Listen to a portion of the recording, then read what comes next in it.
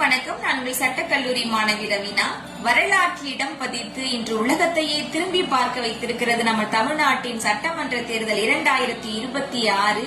ஏன்னா கட்சி தொடங்கி 2 ஆண்டுகள்ல 108 தொகுதிகளில தனி பெரும் கட்சியாக நின்று வெற்றி பெற்றிருக்காங்க டிவிகே கட்சியில எனக்கு ரொம்ப பிடிச்சமான விஷயம் என்ன அப்படின்னா, இன்று பெண்களுக்கும் ஒரு ஏழை எளிய பாமர மக்களுக்கும் சம உரிமையும் அதிகாரம் வழங்கப்பட்டிருக்கிறது.